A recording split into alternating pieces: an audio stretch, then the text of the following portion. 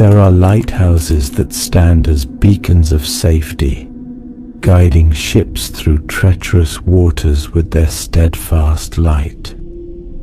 And then there are lighthouses that become something else entirely, monuments to mystery, to questions that will never be answered, to men who simply vanished as if they had never existed at all.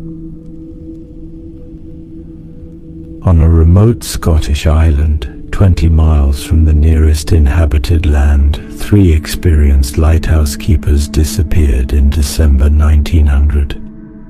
When searchers arrived 11 days later, they found a scene that defied explanation. The lighthouse was empty, the door was closed, the clocks had stopped, and there was no trace, not a single trace of the 3 men who had been stationed there. No bodies were ever found, no clear evidence of what happened, just an empty lighthouse on a windswept island and the sound of waves crashing against cliffs that might have swallowed 3 men whole. This is the story of the Flannan Isles Lighthouse. This is the mystery of Eilean Mòr. Sleep if you can. Part 1. The 7 Hunters. Before we talk about what happened, we need to understand where it happened. The Flannan Isles, also known as the 7 Hunters. Picture a cluster of small rocky islands rising from the North Atlantic Ocean, about 20 miles west of the Isle of Lewis in Scotland's Outer Hebrides. 7 jagged pieces of land, barely breaking the surface of the sea, surrounded by some of the most dangerous waters in the British Isles. These islands are tiny. The largest, Eilean Mòr, which means Big Island in Scottish Gaelic, is only about 17 acres. To put that in perspective, that's roughly the size of 13 football fields. The island rises steeply from the water, with cliffs reaching 200 feet above sea level in some places. There are no trees on Eilean Mòr, no shelter from the wind, just rock, grass, and the constant, relentless assault of the Atlantic. The islands take their name from Saint Flannan, a 7th century Irish bishop who supposedly built a small chapel on Eilean Mòr. The ruins of that chapel still stand today, a simple structure of stacked stone, weathered by 1,000 years of wind and rain. But the islands have another name, one that speaks to their reputation, the 7 Hunters. The name suggests predators, danger, something that waits. For centuries, local shepherds from the Isle of Lewis would bring their sheep to graze on Eilean Mòr during the day. The grass was good, the sheep could feed, but the shepherds had one absolute rule: never stay after dark. The island had a reputation. Stories were told of strange presences, of feelings of dread that would overcome anyone who lingered too long. The shepherds called it the other country, a place that wasn't quite part of the normal world. They would arrive at dawn, tend their sheep, and be gone before the sun touched the horizon. What made them so afraid? No one could say exactly, just a feeling, an instinct, the kind of knowledge that comes from generations of experience with a place. The kind of knowledge that says, this island is not safe. By the late 19th century, the British government decided that the Flannan Isles needed a lighthouse. Ships were being lost in these waters. The navigation was treacherous, the rocks hidden, the storms brutal. A lighthouse here could save lives. The Northern Lighthouse Board, which oversaw all lighthouses in Scotland and the Isle of Man, approved the construction in 1896. The design was created by David Allen Stevenson, a member of the famous Stevenson family of lighthouse engineers, the same family that produced the writer Robert Louis Stevenson. Construction began in 1895 and was supposed to take 2 years. It took 4. The delays were constant. Ships couldn't land in rough weather, and rough weather was the norm. Storms would blow in without warning. Waves would make the landing platforms unusable for weeks at a time. Workers would sit on their supply ships waiting, watching the island, unable to set foot on it. When they finally did manage to land, they had to haul every single piece of material up the steep cliffs by hand. Stone, brick, iron, glass, everything had to be carried or winched up from the boats below. The lighthouse itself stands 75 feet tall, built near the highest point of the island. It's a sturdy structure designed to withstand the worst the Atlantic could throw at it. The light was housed in a sophisticated lens system that could be seen for miles in every direction. At the base of the cliff, workers built 2 landing platforms, one on the east side of the island, one on the west. They installed iron railings and a small tramway system to help transport supplies up the steep paths. On the Isle of Lewis, 20 miles away, they built a shore station at a place called Brescleet. This is where the lighthouse keepers' families would live while the men were on duty. It's where supplies would be stored and where the relief ships would depart from. On December 7th, 1899, the Flannan Isles Lighthouse was officially lit for the first time. The light shone out across the dark water, warning ships, guiding sailors, doing exactly what it was built to do. It would shine for exactly 1 year. Part 2. The Keepers. A lighthouse requires constant attention. The lamp must be maintained, the lens kept clean, the oil replenished. Weather observations must be recorded. Equipment must be inspected and repaired. It's demanding, precise work that never stops. In 1900, most Scottish lighthouses were manned by teams of 3 keepers, with a 4th keeper who would rotate in during relief periods. The keepers would live at the lighthouse for weeks at a time, then rotate back to the shore station for time with their families before returning for another stint. It was an isolating life. Weeks alone on a small island with only 2 other men for company. No radio, no telephone, no way to communicate with the outside world, except when the relief ship came. It required a particular kind of person, someone who could handle isolation, someone who could work well with others in close quarters, someone reliable, experienced, methodical. The Northern Lighthouse Board didn't assign novices to remote stations like Flannan Isles. They sent their best men. James Ducat was the principal keeper at Flannan Isles. Born on August 11th, 1856, Ducat had entered the lighthouse service on November 21st, 1878, at the age of 22. He'd spent over 20 years working at various lighthouses around Scotland. His longest posting had been at Rins of Eilean Lighthouse, where he served for nearly 8 years.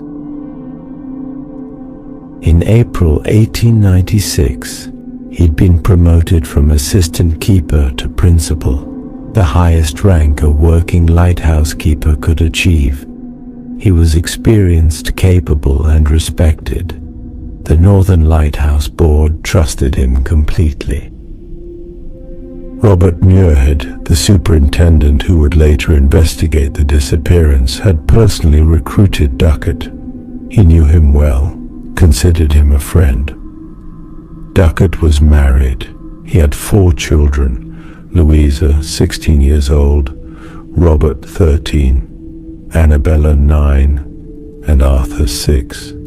His family lived at the shore station at Brestcleat, waiting for him to return from his tours of duty. Friends described him as steady, reliable, not given to panic or rash decisions. He knew the sea, he knew the dangers of lighthouse work. He'd been doing this for over 20 years. Thomas Marshall was the second assistant keeper. Marshall was younger than Duckett, but still experienced. He'd been with the Northern Lighthouse Board for years and had worked at multiple stations. He was considered competent and thorough. Marshall was unmarried.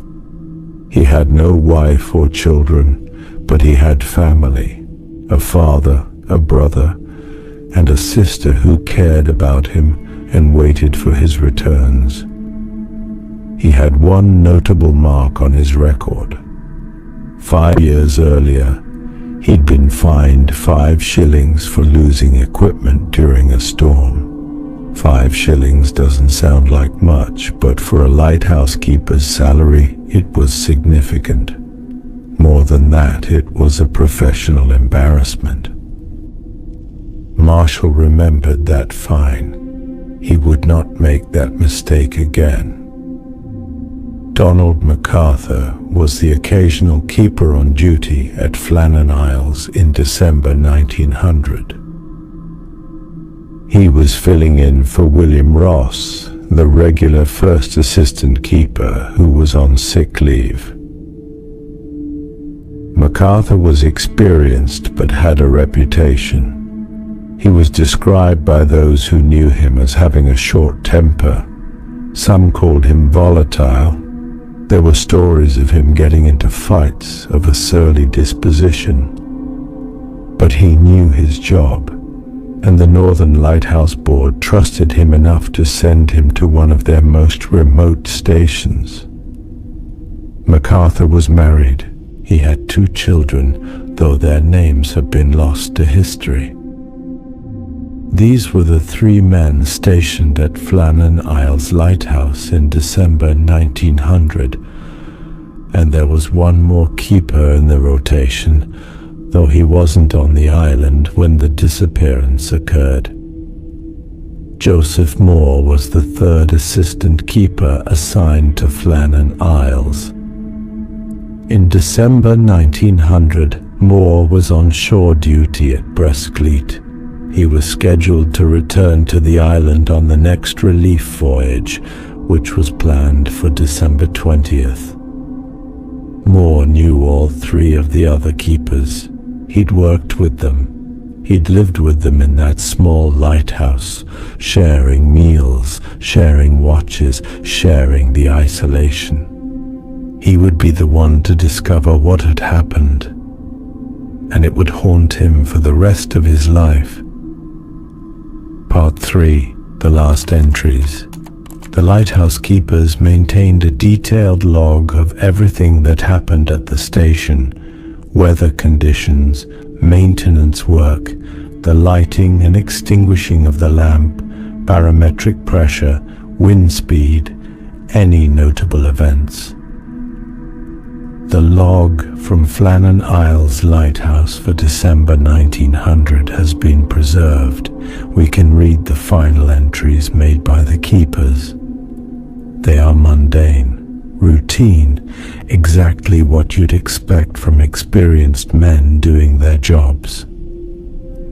The last formal entry in the lighthouse log was made on December 13th, 1900. It noted weather conditions, the status of the light, routine maintenance tasks, nothing unusual, nothing to indicate any problem. But the keepers also kept a slate, a temporary writing surface where they would jot down observations and data throughout the day before transferring them to the official log later. On the slate, there were entries dated December 15th, 1900. These entries included the time the light was extinguished in the morning, barometer readings taken at 9 a.m., thermometer readings, notes about the wind conditions. The lamp had been trimmed and cleaned. The oil reservoirs had been filled. The lens and machinery had been cleaned and checked. Everything was in order. The work of the morning had been completed. And that's where the record ends. No more entries, no explanation, no note about leaving the lighthouse or any unusual occurrence. Just nothing. The evidence suggested that the keepers had completed their morning routine on December 15th and then, sometime that afternoon, had disappeared. Part 4. The Dark Light. December 15th, 1900. Night. The SS Arctur, a transatlantic steamer traveling from Philadelphia to Leith, Scotland, was making its way through the waters off the Outer Hebrides. It was around midnight. The night was dark, the weather poor, the kind of night when a ship's captain is grateful for lighthouses, for any sign of where the dangers lie. The Arctur's expected route would take it past the Flannan Isles. The captain and crew knew to watch for the lighthouse, a steady, reliable beacon that marked the position of those treacherous rocks. But as they approached the area where the light should be visible, they saw nothing. The Flannan Isles lighthouse was dark. The captain noted this in the ship's log. It was concerning. A lighthouse that wasn't working was a danger to navigation. But there could be innocent explanations. Perhaps there was fog obscuring the light. Perhaps there were temporary mechanical problems. Lighthouses occasionally had brief outages. The Arctur continued on its voyage and docked in Leith on December 18th. The sighting was reported to port authorities and eventually passed on to the Northern Lighthouse Board. But here's where the story takes a troubling turn. The information about the dark lighthouse was not immediately acted upon. Perhaps it was lost in bureaucracy. Perhaps officials assumed the problem had been resolved. Perhaps they decided to wait for the scheduled relief voyage, which was coming up soon anyway. Whatever the reason, no special action was taken. The scheduled relief of the lighthouse keepers was set for December 20th. The lighthouse tender Hesperus was supposed to sail from Brescleet to Flannan Isles, bringing supplies, and Joseph Mòr, who was scheduled to replace one of the keepers on duty. December 20th came, and the weather was terrible. High winds, rough seas. The Hesperus couldn't sail. It was too dangerous. The weather didn't improve. Day after day, the ship sat at dock in Brescleet, waiting for conditions safe enough to make the crossing. Joseph Mòr waited. He knew something was wrong. The lighthouse had been dark for at least 5 days, possibly more. His colleagues were on that island. What had happened? December 21st passed. December 22nd. December 23rd. Christmas Eve. Christmas Day. Finally, on December 26th, Boxing Day, the weather improved enough for the Hesperus to sail. Captain James Harvey commanded the vessel. He had Joseph Mòr on board along with a full crew and supplies for the lighthouse. They set out from Brestleet in the morning, crossing the 20 miles of open water to the Flannan Isles. As they approached Eilean Mòr in the early afternoon, Captain Harvey scanned the island with his glass. Something was wrong. There was no flag flying from the lighthouse flagpole. The flag was supposed to be raised when a relief ship was expected. There were no provision boxes waiting at the landing platform. The keepers usually prepared empty boxes to be loaded onto the departing ship, and they'd set out fresh boxes for the arriving supplies. And there was no one visible, no keeper waiting to greet them. The Hesperus drew closer. Captain Harvey sounded the ship's horn, a long, loud blast that should have brought the keepers running. Nothing. He ordered a flare to be fired, a rocket that arced up into the sky with a brilliant flash and a sharp report. Silence. No response, no movement on the island. Captain Harvey turned to Joseph Mòr. "Something's wrong. You need to go up there and investigate." Mòr must have felt his stomach sink. He knew these men. He'd shared meals with them, worked alongside them, and now he was being sent to find out what had happened. A boat was lowered. Mòr climbed down into it. The crew rowed him to the east landing platform and helped him ashore. He stood there for a moment, looking up at the steep path that led to the lighthouse, 160 steps carved into the cliff face. The island was silent, except for the wind and the waves.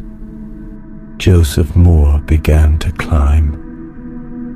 Part 5. The Empty Lighthouse. Mòr climbed the steep stairway, his boots echoing on the stone steps. The path wound up the cliff face, switchbacking until it reached the compound where the lighthouse stood. The gate was closed. That was odd, but not necessarily alarming. The keepers might have closed it against the wind. Mòr opened the gate and walked toward the lighthouse entrance. The main door was also closed. Mòr later described having an overwhelming sense of dread as he approached the door. Something felt wrong. The silence was too complete, the stillness too absolute. He pushed the door open and stepped inside. "Hello," he called. "Took it. Marshall? MacArthur?" His voice echoed in the entrance hall. No answer. Mòr walked into the main living quarters. The kitchen area was to his left. The clock on the wall had stopped. The kitchen was clean and tidy. The pots and pans had been washed and put away. Everything was in its proper place. The kind of cleanliness that suggested the last person to act as cook had finished his work and cleaned up properly. But there was no fire in the stove. Mòr touched it. Cold. The fire had been out for days. The table was set, but no meal was laid out. One chair was slightly out of place, but not overturned, just pushed back, as if someone had stood up and not bothered to push it back in. Mòr walked through the rest of the living quarters. The beds were unmade, not slept in, just not made up that morning, or perhaps not made for several days. He went to the room where the oilskins, heavy waterproof coats, were kept. Only one set of oilskins was there. Two were missing. That meant two of the keepers had gone outside wearing their weather gear, but the third had left without his coat. In December, on an island in the North Atlantic, in weather that had been severe enough to delay the relief ship for 6 days, who would go outside without their oilskins, and why? Mòr climbed the spiral stairs to the lamp room at the top of the lighthouse. The lamp was clean, the machinery in perfect order, the oil reservoirs were full, everything was ready to be lit. The work of December 15th had been completed properly. But the lamp hadn't been lit that evening, or the next evening, or for 11 days after that. Mòr stood in the lamp room, looking out at the grey ocean, and felt dread deepen into something like terror. 3 men had simply vanished. He descended the stairs and left the lighthouse, almost running down the path to the landing platform. The crew was waiting in the boat. "They're gone," Mòr said. "All 3 of them. They're just gone." Part 6. The search begins.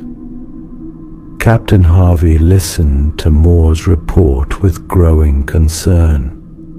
He immediately made a decision. Mòr would return to the island with additional men to conduct a more thorough search and, most importantly, to light the lamp. The lighthouse could not remain dark. Ships depended on it. Alan MacDonald, the boymaster who happened to be aboard the Hesperus, volunteered to go ashore. 2 seamen, Lamont and Campbell, also volunteered. The 4 men returned to the island and conducted a systematic search. Inside the lighthouse, they confirmed what Mòr had reported. Everything was clean and orderly. The morning's work had been completed. The beds were unmade. The clock had stopped. 2 sets of oilskins were missing. They examined the log and the slate, noting the last entries from December 15th. Then they searched the island itself. Eilean Mòr is small, only 17 acres, but the terrain is rough. There are steep cliffs, rocky outcrops, deep crevices. It's possible to hide on the island, possible to fall and be hidden from view. They searched everywhere. They called out the names of the missing keepers. They looked in every crack and hollow. Nothing. No bodies. No sign of the men. No indication of where they had gone or what had happened to them. At the east landing, the landing where Mòr had come ashore, everything appeared normal. The platform was intact, the equipment properly stored. But at the west landing, the searchers found something disturbing. The west landing platform showed evidence of severe storm damage. Iron railings had been twisted and torn. In some places they were bent completely out of shape. The small railway track that ran up from the landing had been torn from its concrete moorings and twisted. A storage box that had been firmly secured in a crevice was gone, completely vanished. This box had contained mooring ropes and tackle. Most disturbing of all, a section of turf at the top of the cliff, more than 200 feet above sea level, had been ripped away. The ground was torn up for 10 meters back from the cliff edge. And a rock, a massive rock weighing more than a ton, had been displaced. Whatever had happened at the West Landing, it had been violent. As night fell, the searchers lit the lamp. The Flannan Isles lighthouse shone once again, but the men who had tended it were gone. Captain Harvey left Mòr and the 3 volunteers on the island to keep the light burning. Then he sailed the Hesperus back to Lewis, to the nearest telegraph station. He had to report what they'd found. Part 7. The Telegram. December 26th, 1900. Evening. Captain Harvey composed his telegram carefully. He was about to report something that would shock the Northern Lighthouse Board and eventually capture the attention of the entire country. The telegram read, "A dreadful accident has happened at Flannan's. The 3 keepers, Ducat, Marshall, and the Occasional, have disappeared from the island. On our arrival there this afternoon, no sign of life was to be seen on the island. Fired a rocket, but, as no response was made, managed to land Mòr, who went up to the station but found no keepers there. The clocks were stopped and other signs indicated that the accident must have happened about a week ago. Poor fellows, they must have been blown over the cliffs or drowned trying to secure a crane or something like that. Night coming on, we could not wait to make something as to their fate. I have left Mòr, MacDonald, Boymaster, and 2 seamen on the island to keep the light burning until you make other arrangements. Will not return to Oban until I hear from you. I have repeated this wire to Muirhead in case you are not at home. I will remain at the telegraph office tonight until it closes, if you wish to wire me." The telegram was sent to the Northern Lighthouse Board headquarters in Edinburgh. It arrived late in the evening. The news spread quickly through the organization. 3 experienced keepers gone without a trace. A lighthouse left empty and dark. No bodies, no clear explanation. The next morning, the Northern Lighthouse Board began making arrangements. They needed to staff the lighthouse immediately, and more urgently, they needed to investigate what had happened. Robert Muirhead, the superintendent of the Northern Lighthouse Board, took personal charge of the investigation. As I mentioned earlier, he had recruited all 3 of the missing keepers. He knew them well. He considered them friends. On December 7th, just 3 weeks earlier, Muirhead had personally visited Flannan Isles to oversee a routine relief operation. He'd spoken with Ducat, Marshall, and MacArthur. He'd shaken their hands and wished them well.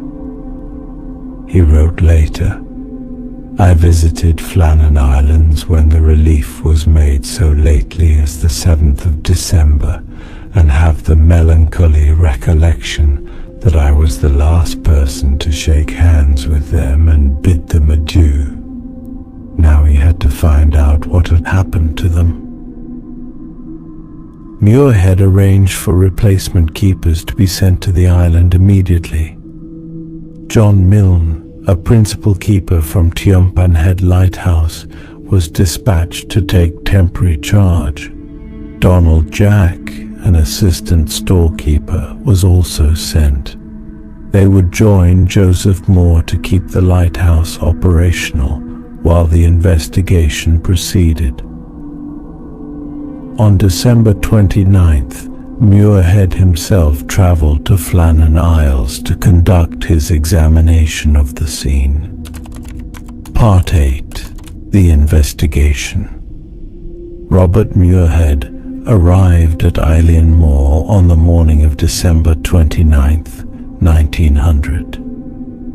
He came with an open mind, but also with deep concern. He knew these men. He couldn't imagine what would have made them abandon their post. He began by interviewing everyone who had been involved in the discovery: Captain Harvey, Joseph Moore, Alan MacDonald, the seaman who had helped search the island. Then he conducted his own examination of the lighthouse and the island. Inside the lighthouse, Muirhead confirmed what had been reported. Everything was in order. The lamp and machinery were clean and properly maintained. The morning's work on December 15th had been completed. The kitchen was tidy, indicating that whoever had been cook that day had finished his duties. Muirhead examined the slate with its final entries from the morning of December 15th. He looked at the official log with its last formal entry on December 13th. He noted the missing oilskins, 2 sets gone, 1 remaining. He examined the oilskin that had been left behind and determined, based on its size and markings, that it belonged to Donald MacArthur. This was significant. It meant that MacArthur had gone outside without his weather gear. Muirhead then examined the island itself, paying particular attention to the west landing where the storm damage had been observed. What he found troubled him deeply. The damage was extensive. The iron railings were twisted beyond recognition in places. The railway track, set firmly in concrete, had been torn completely free. The storage box that should have contained ropes and tackle was gone. Most striking was the evidence of wave action reaching extraordinary heights. Turf had been torn away at the top of the cliff, more than 60 meters, 200 feet above sea level. Muirhead knew the sea. He'd spent his entire career working with lighthouses in dangerous locations. He'd seen what storms could do. But this level of damage at this height suggested waves of almost unimaginable power.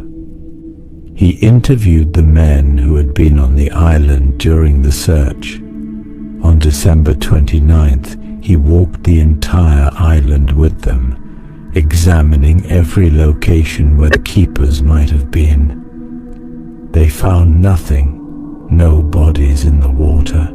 No clothing caught on rocks, no tools dropped in haste, no sign that the men had ever been there except for the evidence inside the lighthouse itself. Muirhead formulated his theory based on what he observed. On the afternoon of December 15th, 2 of the keepers, likely Duckett and Marshall, the 2 who were wearing their oilskins, had gone down to the west landing to check on the storage box and equipment. Marshall in particular would have been concerned about this. He'd been fined for losing equipment in a storm before. He wouldn't want that to happen again. While they were at the west landing, an unexpectedly large wave, what sailors call a rogue wave, had surged up the cliff face with tremendous force. The wave had caught Duckett and Marshall and swept them into the sea. MacArthur, who had remained at the lighthouse, must have seen something or heard the men cry out. He ran out without stopping to grab his oilskins, explaining why his coat was still in the lighthouse, and rushed down to the west landing to try to help his colleagues. Another wave came. This one caught MacArthur and swept him away as well. 3 men lost in minutes, taken by the sea without warning. Muirhead's report concluded, "I am of the opinion that the most likely explanation of this disappearance of the men is that they had all gone down on the afternoon of Saturday, the 15th of December, to the proximity of the West Landing, to secure the box with the mooring ropes, etc., and that an unexpectedly large roller had come up on the island, and a large body of water going up higher than where they were, and coming down upon them had swept them away with resistless force." It was a reasonable theory. It fit most of the facts. It didn't require any supernatural explanation or unlikely coincidence. The sea had taken them. That was Muirhead's conclusion. But was it the truth? Part 9. The problems with the theory. Muirhead's explanation was officially accepted by the Northern Lighthouse Board. The case was closed. The deaths were ruled accidental. 3 experienced keepers caught by a freak wave and drowned. The families were notified. James Ducat's wife and 4 children, Thomas Marshall's father, brother and sister, Donald MacArthur's wife and 2 children. All 3 men were registered in the death records for the district of Carloway. The cause of death was listed as probably drowning. But even at the time, there were questions. Problems with the official explanation that couldn't easily be resolved. Problem 1. The weather. There had been a storm in the area around December 15th. The damage at the West Landing confirmed this. But how severe had the storm actually been? Weather observations from the Isle of Lewis, 20 miles away, showed poor weather, but nothing extraordinary for December in the Hebrides. No reports of a particularly violent storm. The steamer Arctur, which had passed the island around midnight on December 15th, noted that the lighthouse was dark, but didn't report exceptionally severe weather conditions. If there had been a storm violent enough to produce waves reaching 200 feet up a cliff face, wouldn't it have been noted more widely? Problem 2. The rules. Lighthouse keepers worked under strict regulations. One of the most fundamental rules was this: never leave the lighthouse unattended, ever. Under any circumstances, at least one keeper must remain at the light. Ducat, Marshall, and MacArthur were experienced keepers. They knew this rule. They'd lived by it for years. Even if Ducat and Marshall had gone down to the West Landing, which was plausible, MacArthur should have stayed at the lighthouse. That was the rule. That was the job. For him to abandon the light and run down to the landing without his coat, without any preparation, required a situation of extreme urgency. What could have been so urgent that an experienced keeper would violate the most fundamental rule of lighthouse work? Problem 3. The timing. The evidence suggested the keepers had completed their morning routine on December 15th and then disappeared that afternoon. But if they disappeared in the afternoon, why had the lamp not been lit that evening? Lighting the lamp was an automatic part of the keeper's routine. It wasn't something you forgot or skipped. It was the entire purpose of being there. If the men had disappeared in the afternoon, say around 3 or 4 p.m., there should still have been time for the survivor, in Muirhead's scenario, to return to the lighthouse, realize the situation was hopeless, and at least light the lamp before going back out in a doomed rescue attempt. the lamp wasn't lit. It remained dark from December 15th onward. Did all three men really disappear simultaneously? And if so, how? Problem 4. The missing oilskins. Why were 2 sets of oilskins missing but 1 remaining? Muirhead's theory suggested that Duckett and Marshall took their coats because they were going outside to check on equipment. Reasonable.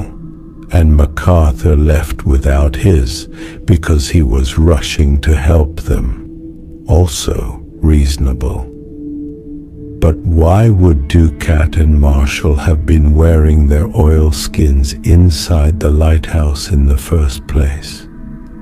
Wouldn't they have put their coats on at the door before going out? And if the coats were hanging by the door and MacArthur was rushing out to help, wouldn't he have grabbed his coat on the way? It would have taken 2 seconds.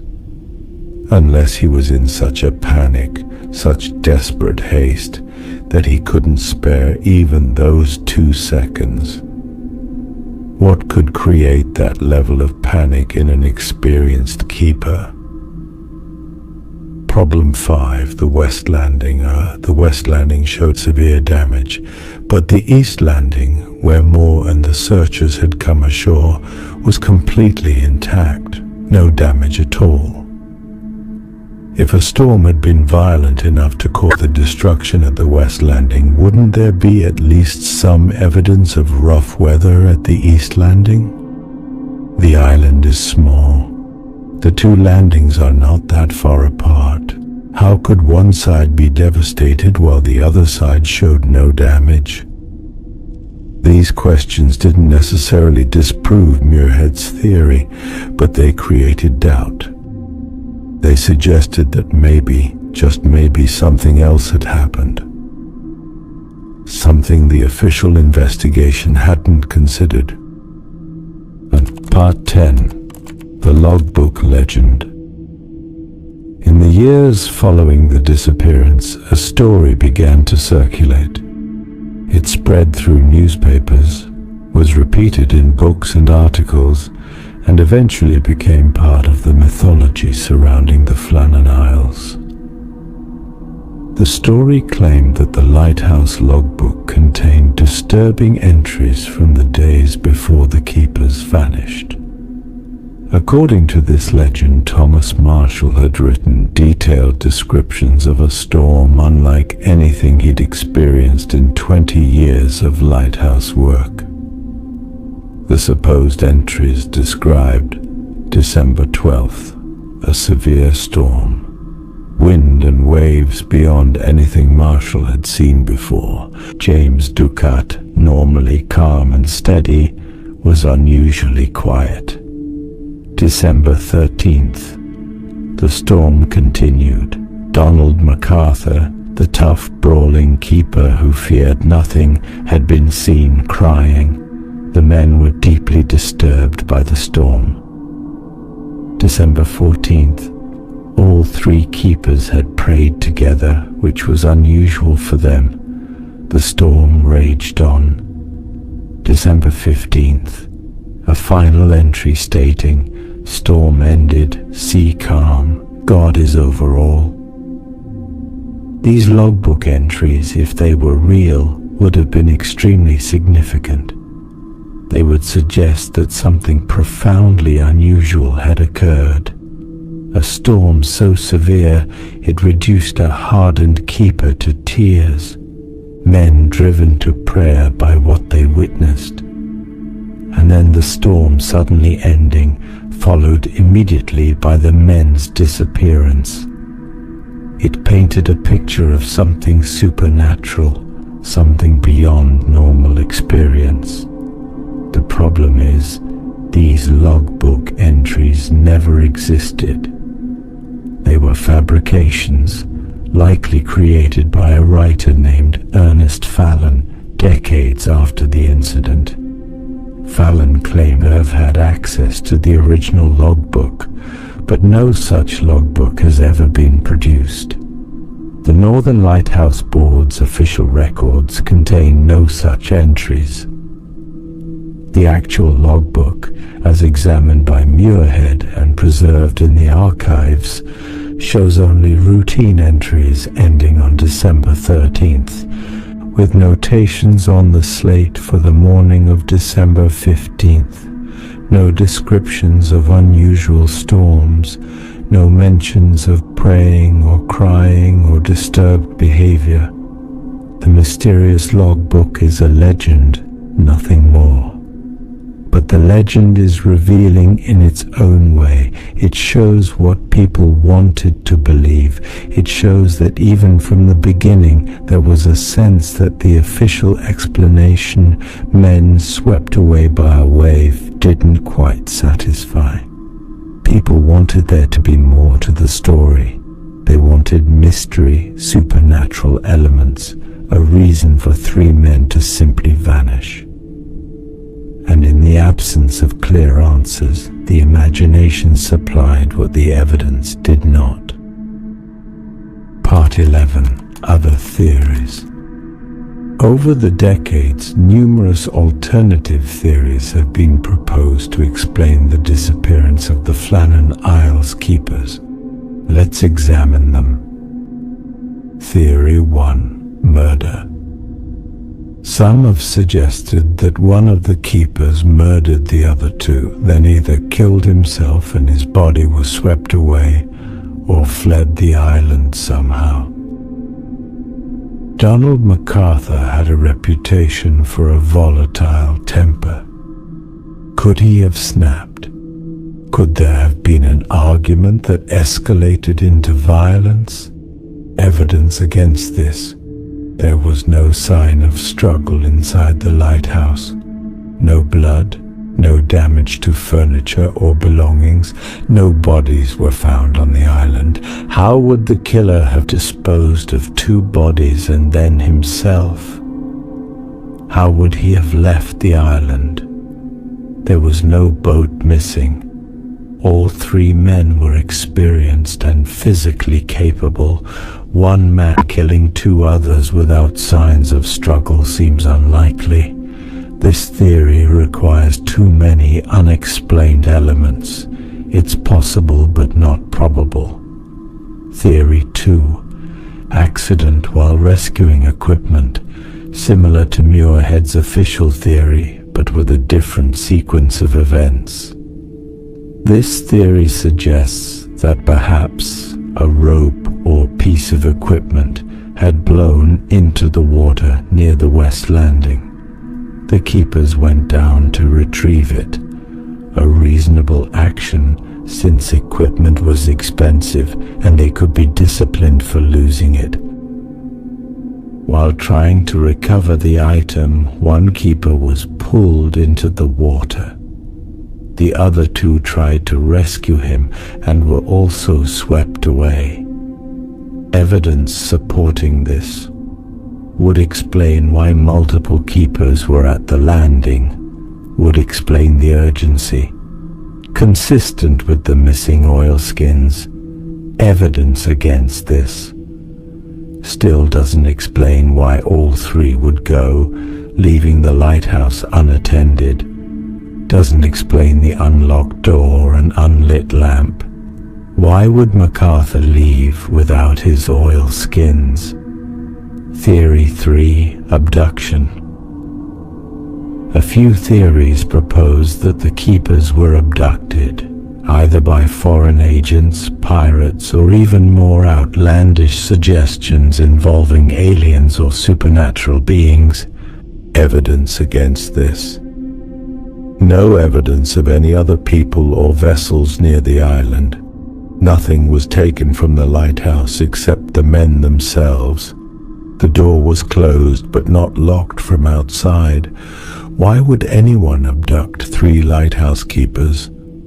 This theory lacks any supporting evidence and requires extraordinary circumstances. Theory 4. Suicide pact.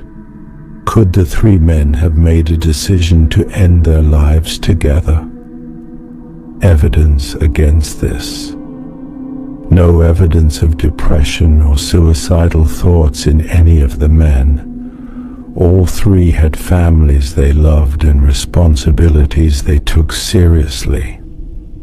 Why would experienced, stable men suddenly decide to kill themselves? If they jumped from the cliffs, why were no bodies found? This theory has no supporting evidence and contradicts everything known about the Keeper's characters. Theory 5. Sea serpent or giant wave. Some theories involve a creature from the deep, a giant squid or sea serpent, reaching up from the water and dragging the men away. While this belongs firmly in the realm of folklore, the giant wave aspect is worth considering. Rogue waves. Unexpectedly large waves that appear without warning are a real phenomenon. They can be 2 or 3 times larger than surrounding waves. They've been known to strike ships and coastal installations with devastating force. Could a rogue wave have reached the West Landing, where Duckett and Marshall were working, swept them away, and then, in the chaos, reached high enough to catch MacArthur, who had run down to help? This is essentially Muirhead's theory, just emphasizing the rogue wave aspect rather than regular storm surge. It remains the most plausible explanation despite its problems. Theory 6. They saw something. This is less a specific theory and more an acknowledgement that something unusual might have occurred. Perhaps they witnessed something that caused them to leave the lighthouse in a state of panic or confusion. Perhaps all three went to investigate something strange and were caught by the sea while distracted. But what could they have seen that would cause 3 experienced men to violate their training and abandon their post? We don't know, and without evidence, we can only speculate. Part 12. The witnesses who weren't there. In the years after the disappearance, several people came forward with stories about having seen or experienced strange things around the time of the incident. These accounts were not part of the official investigation and their reliability is questionable, but they've become part of the legend. The Arctur sighting. We know the SS Arctur reported seeing the lighthouse dark around midnight on December 15th. But some versions of the story claim the crew also reported seeing strange lights or unusual activity on the island. There's no evidence in the official records that the Arctur reported anything beyond the dark lighthouse. The psychic dream. A woman in Lewis claimed she had a vivid dream on the night of December 15th. In the dream, she saw 3 men struggling in enormous waves, crying out for help, being dragged under the water. She didn't report this dream to anyone until after the disappearance became public knowledge. Without any way to verify when she actually had this dream, or if she had it at all, it must be treated as an interesting anecdote but not evidence. The Fisherman's Tale. A fisherman claimed to have been near Flannan Isles in mid-December and to have seen unusual waves and heard strange cries carried on the wind. Again, this account surfaced after the fact and cannot be verified. The Shepherd's Warning. Supposedly, one of the Lewis shepherds who used to graze sheep on Eilean Mòr said he'd warned the lighthouse builders that the island was cursed and that no one should stay there after dark. This fits the pattern of the pre-existing folklore about the island being the other country. But whether any specific warning was given to the keepers is unknown. These stories are interesting, but they tell us more about how people processed the mystery than about what actually happened. When something inexplicable occurs, humans create narratives to make sense of it. We look for patterns, warnings, supernatural explanations. But the truth might be simpler and more terrible. 3 men were in the wrong place at the wrong time, and the sea took them. Part 13. The Lives Left Behind. While we may never know exactly what happened to James Ducat, Thomas Marshall, and Donald MacArthur, we do know about the lives they left behind. James Ducat's family. Ducat's wife, Anne, was left to raise 4 children alone. In 1900, there was no life insurance for lighthouse keepers, no widow's pension, no safety net. The Northern Lighthouse Board did provide some assistance. They allowed the family to remain in the quarters at Bresklet for a time, and they provided a small financial payment. But it wasn't enough to support a family long term. Anne Ducat had to find work. She had to rebuild her life without her husband. Her oldest daughter, Louisa, was only 16. Robert was 13. The youngest, Arthur, was just 6 years old.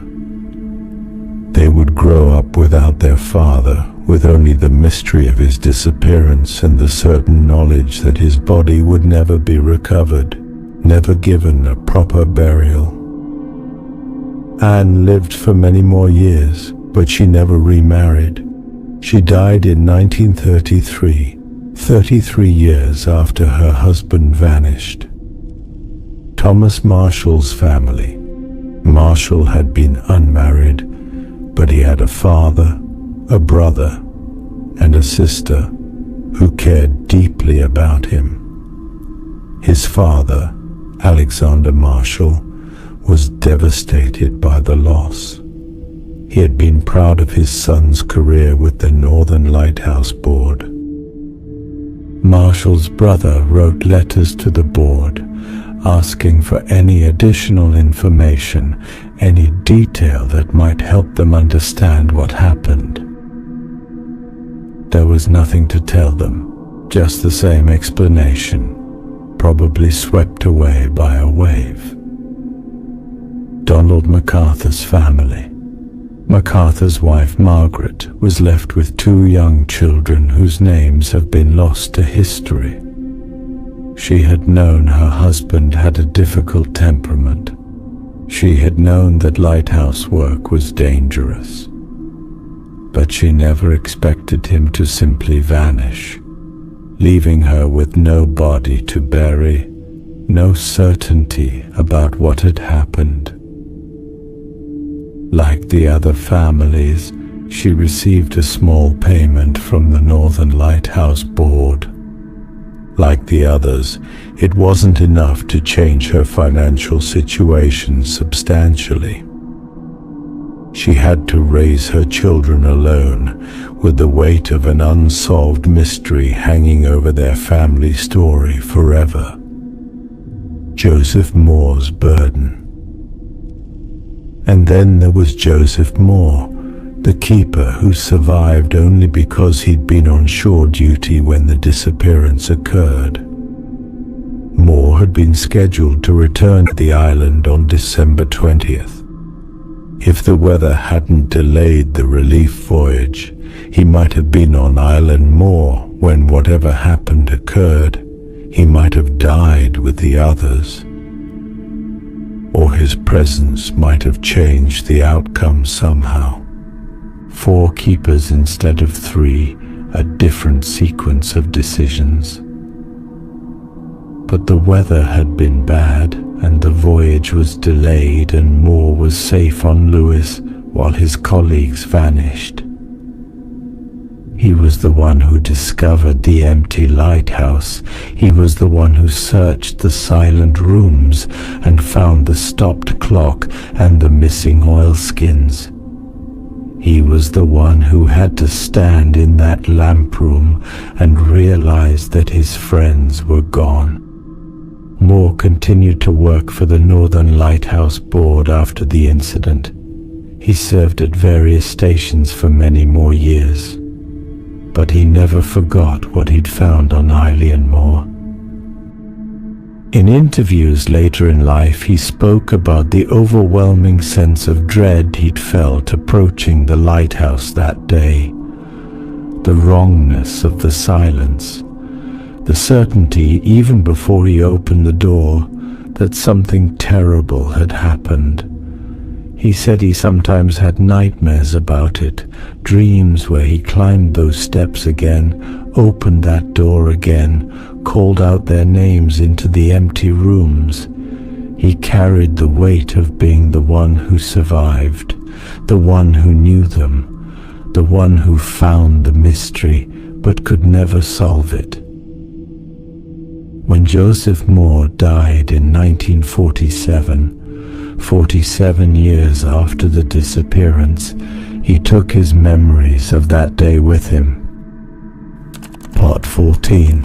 The Lighthouse continues. Despite the tragedy, the Flannan Isles Lighthouse continued to operate. New keepers were assigned. The light continued to shine. Ships continued to navigate by it, kept safe by the beacon that had cost 3 men their lives. But the lighthouse had changed. It was no longer just a functional structure. It had become a place of mystery, perhaps even a place of fear. Some keepers who were assigned to Flannan Isles reported feeling uneasy there. They spoke of the oppressive silence, the sense of being watched, the way the wind sounded like voices calling out. Were these genuine supernatural experiences? Or were they the product of knowing the lighthouse's history, of working in a place where 3 men had inexplicably vanished? We can't know. What we do know is that Flannan Isles was never a popular posting. Keepers fulfilled their duties there, but they were often relieved to return to shore. The lighthouse operated continuously with human keepers until 1971, when it was automated. The automation meant no more keepers living on the island. No more 3-man crews spending weeks in isolation. The light would continue to function, maintained by occasional visits from technicians, but no one would live there anymore. In some ways, the automation was a recognition that the era of manned lighthouses was ending. Technology had advanced. Automated systems were more reliable and more cost-effective than human keepers. But in another way, it felt like the island had finally won. After 70 years of humans trying to tame it, trying to make it safe and functional, the island would be left alone again. Empty, silent, the way the shepherds had always said it should be. Today, the Flannan Isles Lighthouse still stands. The light still shines, automated, unmanned. The buildings are weathered but intact. Occasionally, maintenance workers visit to check on equipment. A few adventurous tourists make the difficult journey to see the famous lighthouse. They walk up those same steps that Joseph Mòr climbed on December 26, 1900. They stand where he stood, looking at the door, imagining what it must have been like to open it and find silence. The island doesn't give up its secrets. It never has. The lighthouse just stands there, stone and iron, indifferent to the tragedy that occurred within its walls. And every night, the light sweeps across the dark water, warning ships away from the rocks, keeping sailors safe. A fitting memorial, perhaps, to 3 men who died trying to do the same. Part 15, the poem. In 1912, 12 years after the disappearance, a Scottish poet named Wilfred Wilson Gibson published a poem called Flannan Isle. Gibson had never been to the Flannan Isles. He had no special knowledge of the case beyond what had been reported in newspapers, but his poem captured the mystery and the eeriness of the disappearance so perfectly that it became inseparable from the legend. The poem is written from the perspective of the men who arrived at the island to find it empty. It describes the growing sense of dread, the discovery of the stopped clock, the realization that the keepers are gone. Some key verses: "We seem to stand for an endless while, though still no word was said. 3 men alive on Flannan Isle, who thought on 3 men dead." And later: "We thought how ill chance came to all who kept the Flannan light, and how the rock had been the death of many a likely man, how 6 had come to a sudden end, and 3 had gone stark mad, and one whom we'd all known as friend had leapt from the lantern one still night and fallen dead by the lighthouse wall, and long we thought on the 3 we sought, and of what might yet befall." This verse is particularly interesting because it invents a history of tragedy at the lighthouse, previous keepers going mad, committing suicide, dying in accidents. None of this is true. The Flannan Isles lighthouse had operated for only 1 year before the disappearance. There were no previous tragedies.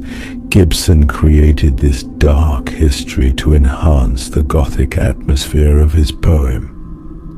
But the poem was so powerful, so vivid, that many people who read it assumed the invented tragedies were real. The fictional history became part of the legend. This is how myths are built. A true mystery occurs. An artist interprets it, adding elements for dramatic effect. The interpretation becomes so famous that people forget which parts are real and which are invented. The actual disappearance, 3 men, no bodies, no clear explanation, is mysterious enough.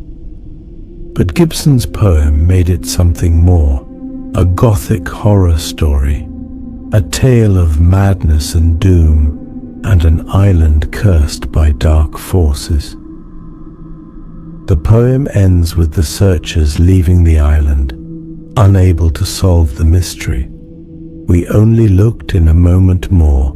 The door was closed, the light was lit, the breath of life within restored to that dark tower above the shore.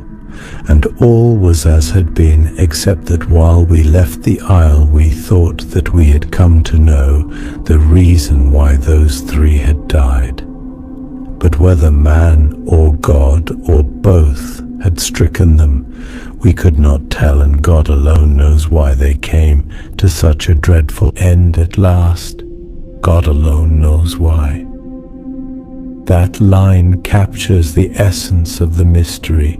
Despite investigation, despite theories, despite decades of speculation, we still don't know. And perhaps we never will. Part 16. Modern investigations. In recent years, researchers with access to modern technology and analytical methods have revisited the Flannan Isles mystery. Weather analysis. Meteorologists have examined historical weather data from December 1900, trying to determine if there was indeed a storm severe enough to produce the damage observed at the West Landing. The analysis is complicated by the fact that weather recording in 1900 was far less sophisticated than it is today. There were no satellites, no computer models, no comprehensive data networks. What we know is that there were storms in the North Atlantic during December 1900. There were periods of severe weather, but nothing that was recorded as exceptional or unprecedented. However, the lack of recorded extreme weather doesn't mean extreme weather didn't occur. Weather can be highly localized. A violent storm could strike one small island while leaving surrounding areas relatively unaffected. And rogue waves, those unexpectedly large waves that can appear even in moderate seas, are notoriously difficult to predict or track. Even today, with all our technology, rogue waves still catch ships and sailors by surprise. So the weather analysis is inconclusive. There probably was a storm. It might have been severe. It could have produced the damage and the waves that swept the keepers away. But we can't be certain. Structural analysis. Engineers have examined the damage at the West Landing, trying to determine what kind of forces would be required to cause that level of destruction.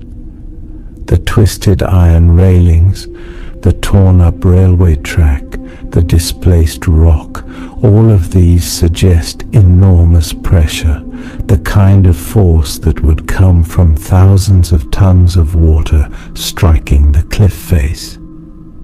The turf torn away at the top of the cliff, more than 200 feet above sea level, is particularly striking.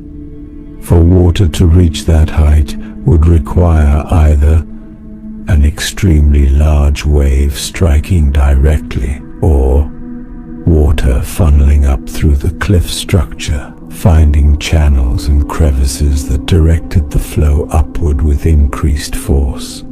The second option is more likely. The cliffs at Flannan Isles are not smooth. They're full of cracks, gullies, and irregularities.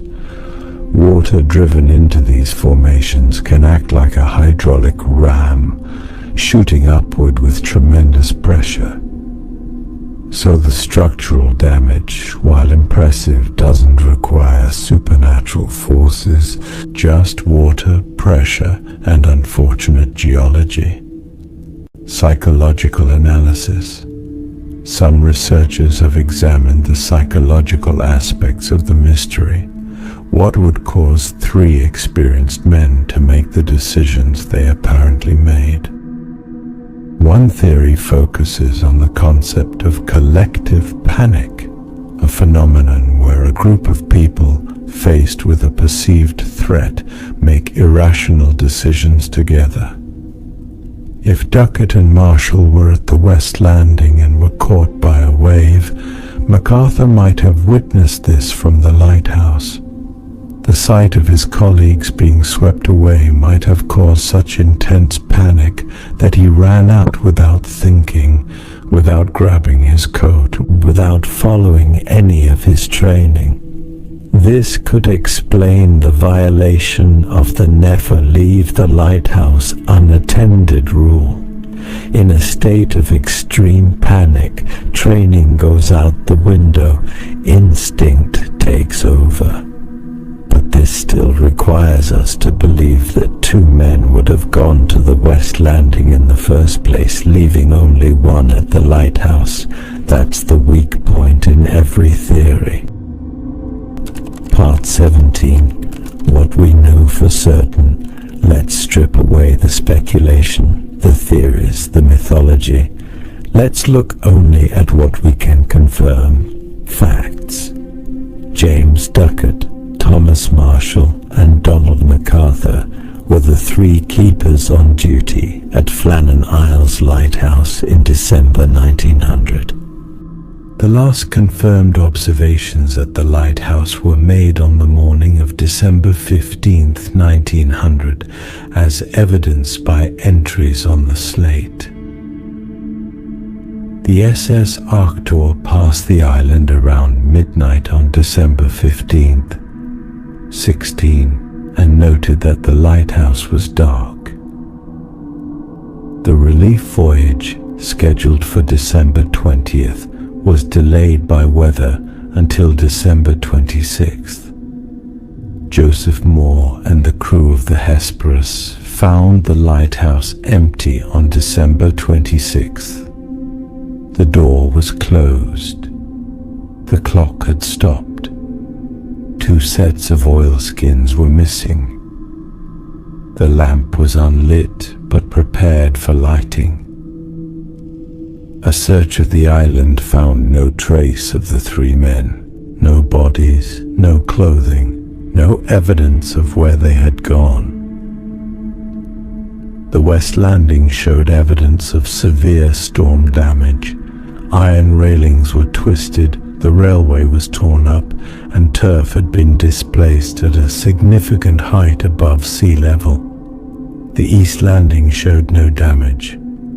Robert Muirhead, superintendent of the Northern Lighthouse Board, investigated and concluded that the men were probably swept away by an unexpectedly large wave while checking equipment at the west landing. No bodies were ever recovered. The 3 men were declared dead, their deaths attributed to probable drowning. What we don't know. The exact time the men disappeared, why they were all away from the lighthouse at the same time, why MacArthur was not wearing his oilskins, whether they were at the west landing or somewhere else when disaster struck, the exact nature of the weather conditions at the moment of the disappearance, whether they died quickly or suffered. These unknowns are what keep the mystery alive. These gaps in our knowledge are where speculation rushes in. But sometimes, often really, the simplest explanation is the correct one. 3 men were working at an isolated lighthouse in dangerous conditions. A storm created severe wave action. The men were caught by the water and swept away. It's tragic, it's sad, but it's not supernatural. And yet there's something about the Flannan Isles disappearance that refuses to be reduced to simple explanations.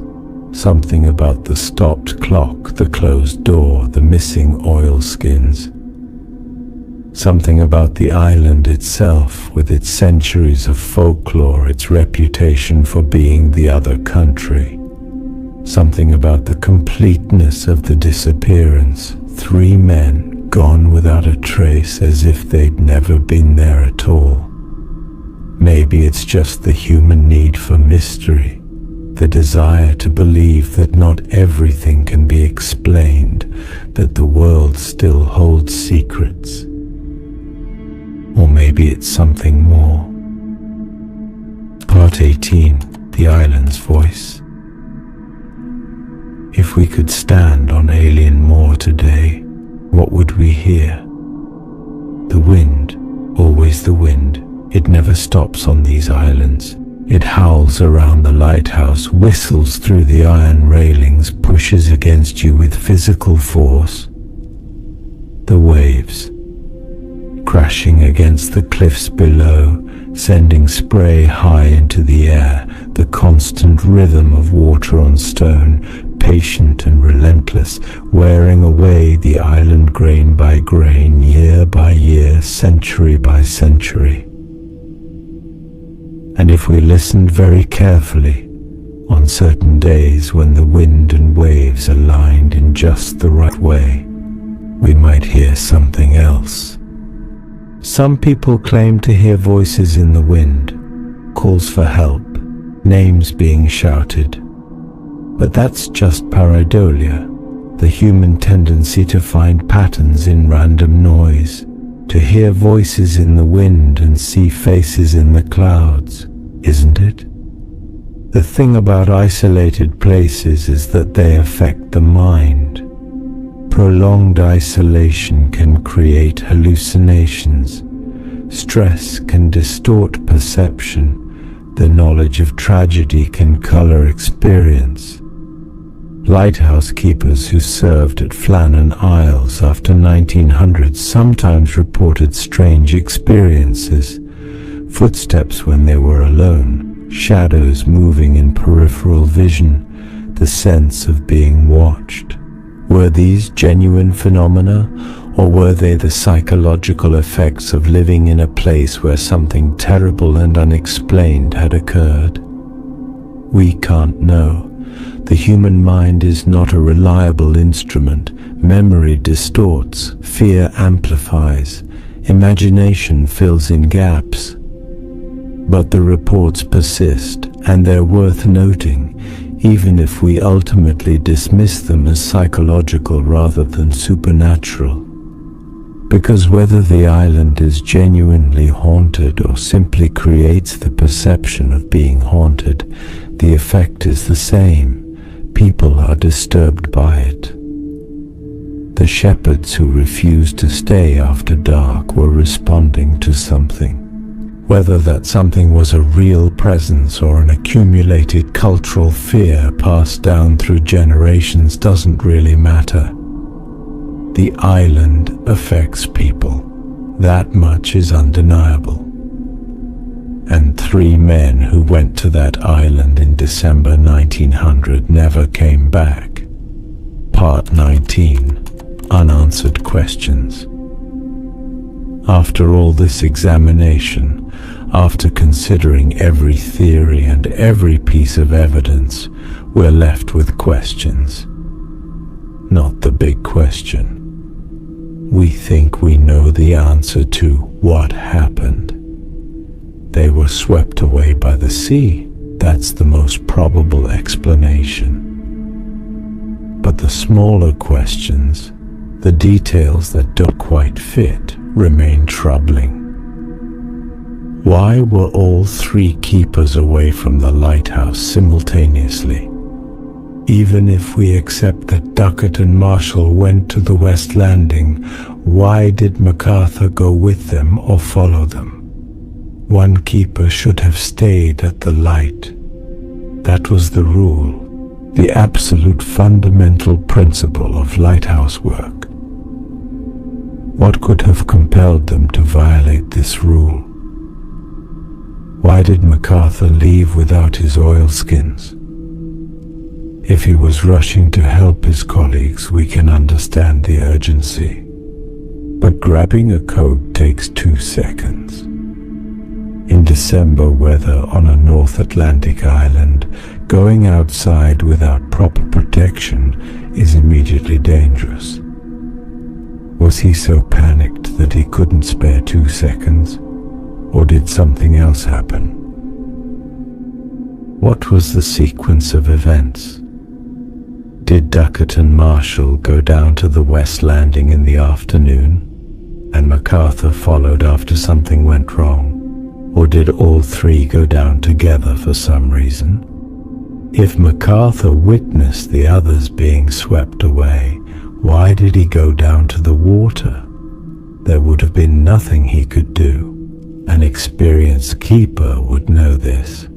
You don't rush into the sea after someone who's been swept away. You don't have the strength or the equipment to rescue them. You're just adding another victim. Unless he wasn't thinking clearly, unless panic overrode reason. Or unless something else drew him down there. Why was the lighthouse in such perfect order? This might seem like an odd question, But consider, if there was an emergency situation developing, weather getting worse, equipment in danger, wouldn't there be some evidence of haste or urgency inside the lighthouse? But everything was neat and tidy. The morning's work had been completed.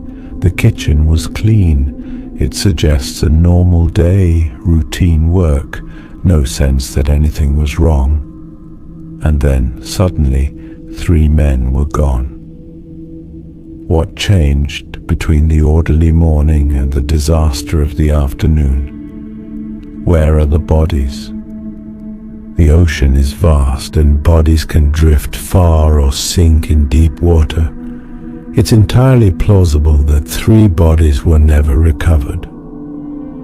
But the Flannan Isles area was searched by local fishermen, by the crew of the Hesperus, by later vessels passing through. Bodies, especially in the winter when decomposition is slow, tend to surface. They tend to wash ashore eventually. 3 bodies, and none were ever found, not a trace, not a single piece of clothing washed up on a beach, not a boot, not a hat, nothing. It's possible. The ocean is enormous and indifferent, but it adds to the sense that the men simply vanished, swallowed whole, leaving nothing behind. These questions may never be answered. Too much time has passed. The witnesses are long dead. The evidence has been washed away by a century of storms. But the questions remain, like the lighthouse itself, stubborn and enduring. Part 20. Epilogue. The mystery endures. The wind still blows across Eilean Mòr. The waves still crash against the cliffs, patient and relentless, wearing away the island grain by grain. The lighthouse still stands, automated now, its light sweeping across the water every night, warning ships away from the rocks. And somewhere, in the vastness of the North Atlantic, or in the depths beneath the waves, or scattered as fragments on distant shores we'll never find, somewhere 3 men rest. James Ducat, 54 years old, principal keeper. A man with 22 years of experience, a wife, 4 children, and a spotless record of service. Thomas Marshall, 28 years old, second assistant. A competent keeper who remembered his fines and didn't want to lose equipment in a storm. Donald MacArthur, 40 years old, occasional keeper, a man with a temper but also with a family and a job he understood. 3 men who went to a small island to tend a light, to keep sailors safe, to do a job that needed doing.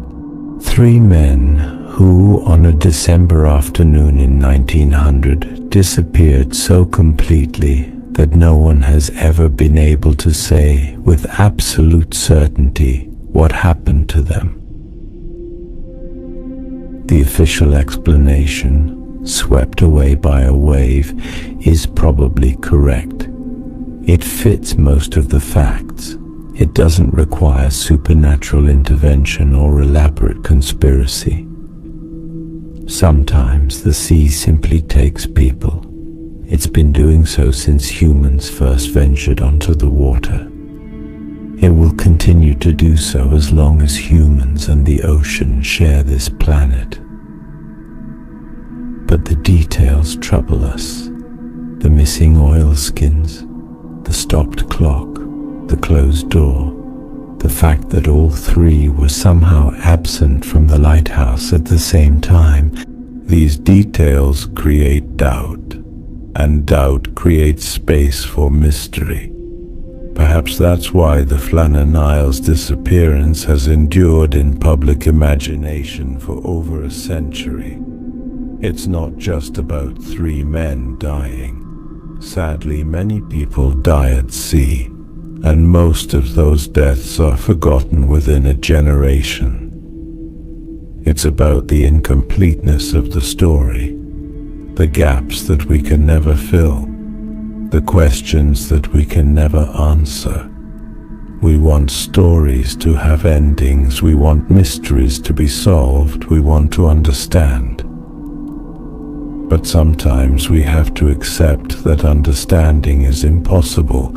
Sometimes all we can do is acknowledge the mystery, honor the dead, and recognize that the world still contains places and events that defy our ability to fully comprehend them.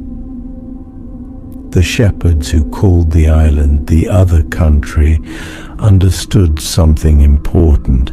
Some places are not meant for human habitation.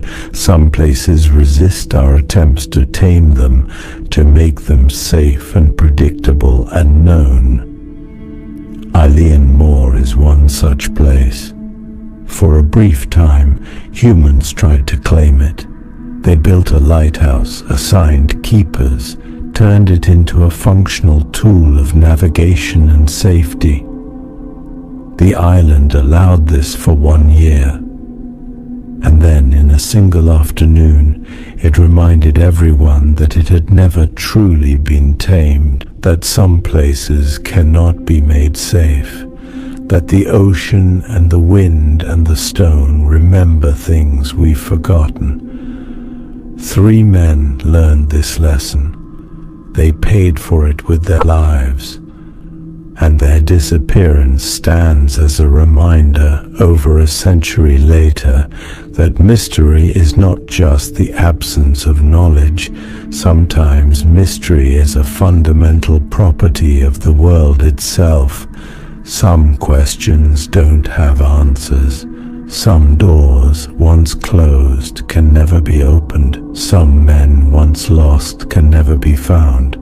The Flannan Isles lighthouse still stands, the light still shines, but the island keeps its secrets, and the sea never gives back what it takes. This is the mystery of the Flannan Isles. This is the story of 3 men who vanished. This is a place where the known world ends and something else begins. Sleep if you can.